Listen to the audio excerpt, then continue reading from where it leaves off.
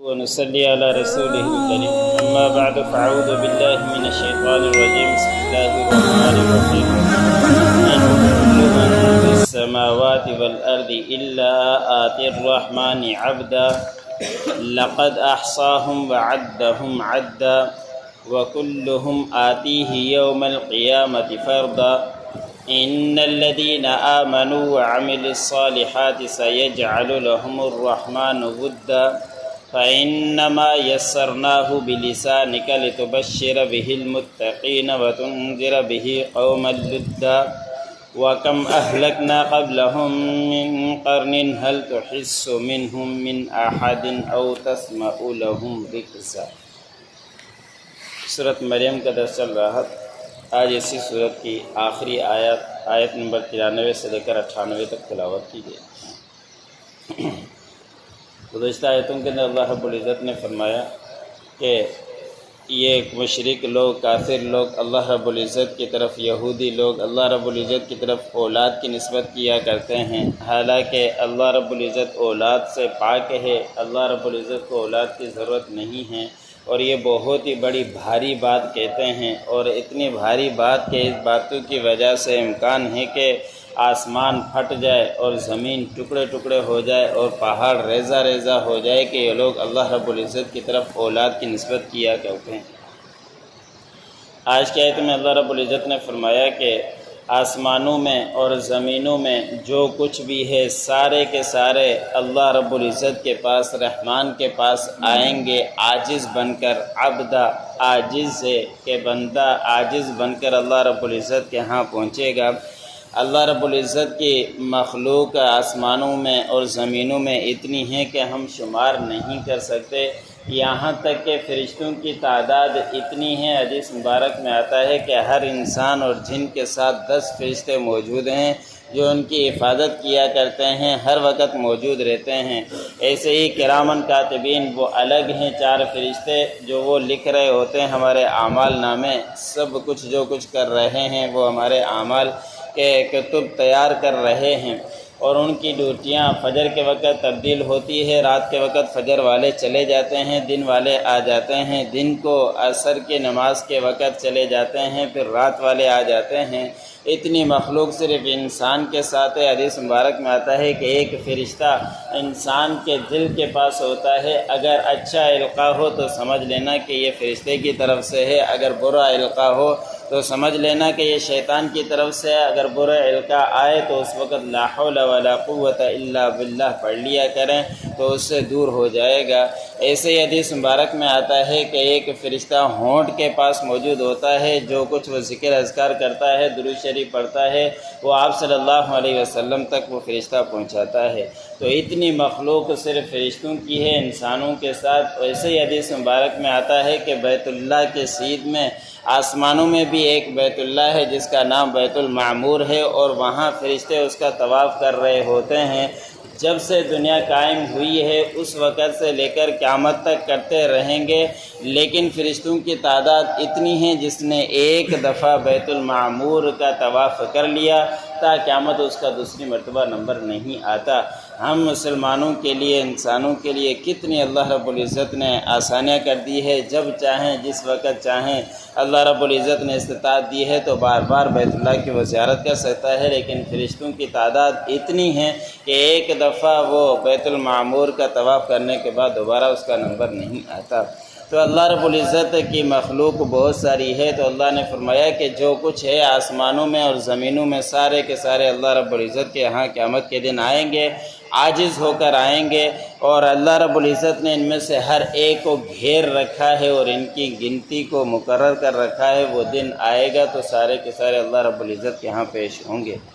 اور ان میں سے ہر ایک آئے گا قیامت کے دن اکیلا اکیلا۔ کہ یہاں پہ تو دنیا کے اندر تو بہت سارے جو مالدار ہیں ان کے ماتحت بہت سارے ہوتے ہیں، کوئی وزیر اعظم ہیں ان کے ماتحت بہت سارے ہوتے ہیں، اور جب تک وہ آگے پہنچتا نہیں اس سے پہلے ان سے انتظام کر دیے جاتے ہیں، لیکن جب قیامت قائم ہوگی تو اس وقت اکیلا ہی آئے گا۔ ہارون رشید کے بارے میں آتا ہے کہ بہلول جو اس کے پاس آیا کرتا تھا، بزرگ اللہ والا تھا، تو جب بھی وہ اس کے پاس آتا تو ہارون رشید نے اجازت دے رکھی تھی کہ اس کو روک ٹوک نہیں ہے، جب آنا چاہے یہ آ سکتا ہے۔ تو جب بھی وہ آتا تو نصیحت کر کے جاتا۔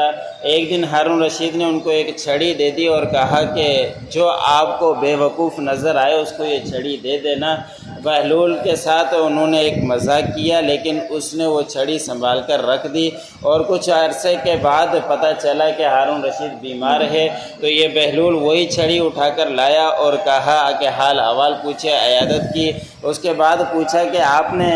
اب کیا تیاری ہے؟ تو ہارون رشید نے کہا کہ اب آگے کی تیاری ہے کہ یہ دنیا چھوڑ کر جانا ہے اور پھر قبر کے اندر پہنچنا ہے۔ تو اس وقت بہلول نے کہا کہ آپ جب دنیا کا سفر کیا کرتے تھے تو اس وقت بڑے انتظام کیا کرتے تھے، اور پہلے سے آپ کے کارندے وہاں پہنچ جاتے تھے، انتظام ہوتا تھا۔ آپ مجھے یہ بات بتلاؤ کہ اب آپ کا آخری وقت ہے اور آپ کو قبر میں جانا ہے، آپ نے اس کے لیے کتنی تیاری کی ہے اور اس کے لیے کتنا آپ نے لشکر تیار کیا ہے جو آگے بھیجا ہو؟ تو ہارون رشید نے کہا کہ اس کے لیے تو میں نے کچھ نہیں کیا۔ تو بہلول نے وہ چھڑی اٹھا کر اس کے حوالے کر دی کہ جب مجھے جو سب سے زیادہ بیوقوف آپ سے اور کوئی نظر نہیں آیا کہ بیوقوف آپ ہی ہو، کہ جب دنیا کے اندر سفر کیا کرتے تھے اس کے لیے بڑی تیاریاں کیا کرتے تھے، لیکن جب آخرت کا سفر آیا تو اس کے لیے آپ نے کوئی تیاری نہیں کی، میری نظر میں سب سے زیادہ بیوقوف آپ ہی ہو۔ تو قیامت کے دن جب ہم پہنچیں گے تو اکیلے اکیلے ہوں گے، اس لیے اسی کے مطابق زندگی گزارنی چاہیے، اللہ رب العزت کا سامنا کر سکیں،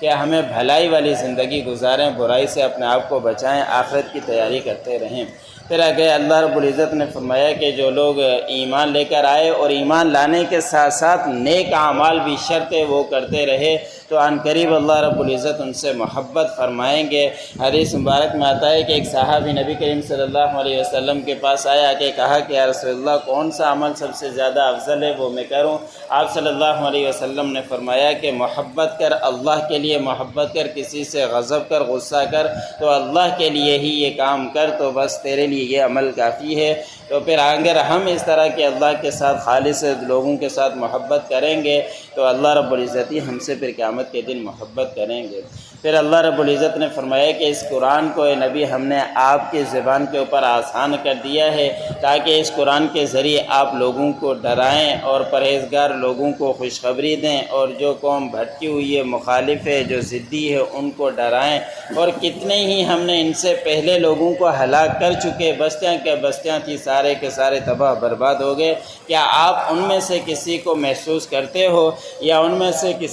کسی کی پاؤں کی آہٹ کو آپ پاتے ہو؟ جب وہ کچھ بھی نہیں ہے، سارے کے سارے چلے گئے، تو ان کا بھی ایک وقت آئے گا، یہ بھی دنیا چھوڑ کر چلے جائیں گے، کوئی بھی اس کو محسوس کرنے والا نہیں ہوگا۔